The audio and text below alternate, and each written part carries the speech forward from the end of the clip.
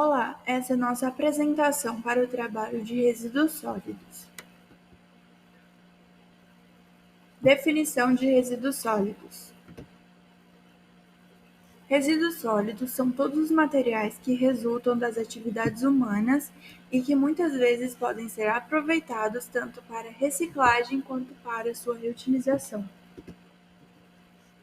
Classificação dos resíduos sólidos.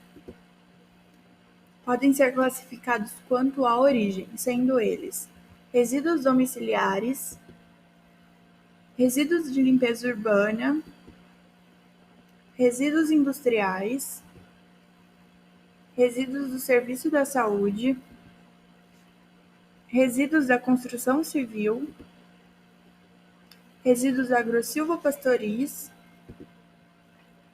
resíduos de serviço de transporte, resíduos da mineração, ou então podem ser classificados quanto à periculosidade, características apresentadas por um resíduo em função de suas propriedades físicas, químicas ou biológicas, que podem apresentar riscos à saúde pública e riscos ao meio ambiente.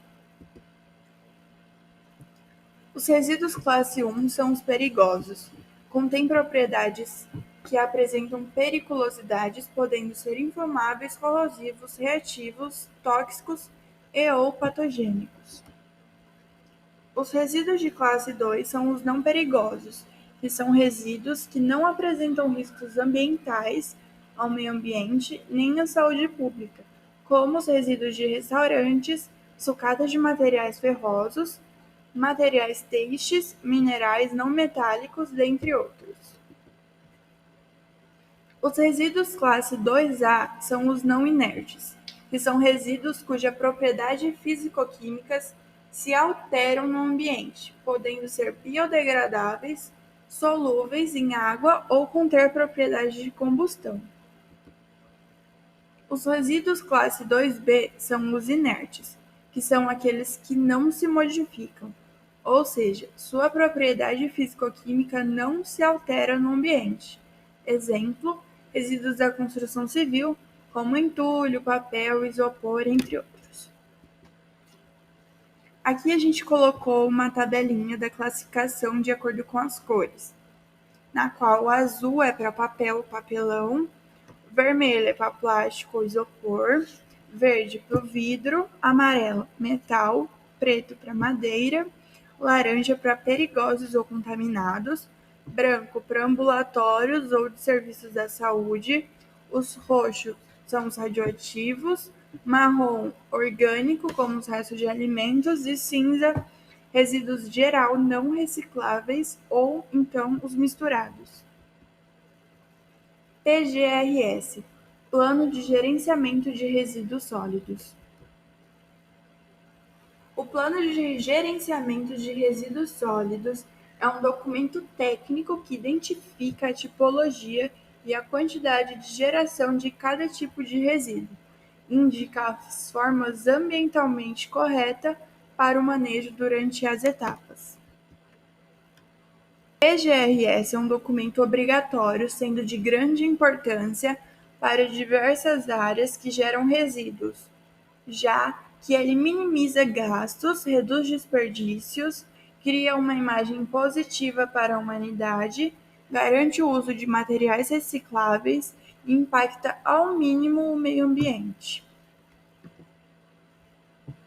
Etapas: identificar e separar. Inicialmente é necessário identificar os compostos, referindo-se à sua origem, sendo ela doméstica, hospitalar, industrial, entre outras, e as suas propriedades físicas e a sua periculosidade, de acordo com a ABNT-NBR 2004, de forma que seja possível, posteriormente, realizar a separação correta, tendo como base características previamente estabelecidas na identificação. Manusear e condicionar. Nesta etapa, é necessário manusear corretamente os compostos presentes, de forma que cada um deve ser transportado de uma forma única, para não se contaminarem ou até mesmo causarem danos. Posteriormente, o condicionamento diz respeito ao armazenamento correto dos compostos. Na etapa denominada destino final, deve ser feito o encaminhamento para o composto e sua respectiva função, seja ela reutilizar ou reciclar, por exemplo. Monitoramento.